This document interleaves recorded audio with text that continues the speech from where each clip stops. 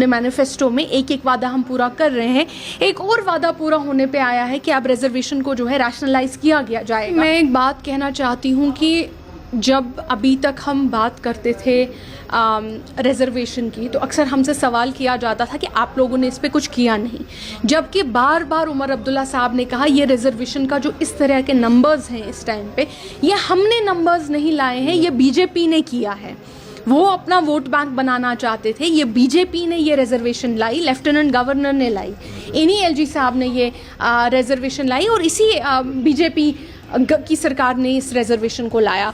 तो ये समझने की बजाय कि ये हम पे बहुत सारी चीज़ें थोपी गई, ये भी एक जो है हमें थोपा गया और इसको टाइम लगेगा थोड़ा ठीक करने में। हमने देखा कि कितना इस पे एक मैं क्या बताऊं, कितना इस पे कहीं ना कहीं एक इंजीनियर्ड तरीके से इस पे हमारे खिलाफ एक मुहिम चलाई गई।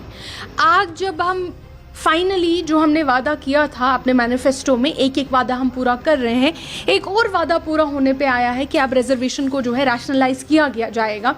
अब नए सवाल उठाए गए हैं, अब आप ये कोटा किससे लेंगे, अब किससे लेंगे। देखिए कहीं ना कहीं से अगर मेरे पास 10 रुपये हैं, 5 इसके पास हैं, 2 इसके पास है, 3 इसके पास है, अगर मुझे इस 2 रुपये वाले को 1 और रुपये या 2 रुपये लेना है, या तो मुझे इससे लेना है या तो इससे लेना है।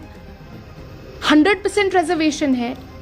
अगर रिजर्वेशन ओपन मेरिट कैटेगरी की बढ़ानी है, या तो एसटी से ग्रुप से लेनी है, या तो ईडब्ल्यूएस से लेनी है, या तो एससी से लेनी है, या तो आरबीए से लेनी है, कहीं ना कहीं से तो लेनी है ना, और कहाँ से लाएंगे। तो अब इसमें भी बवाल मचाने की बजाय,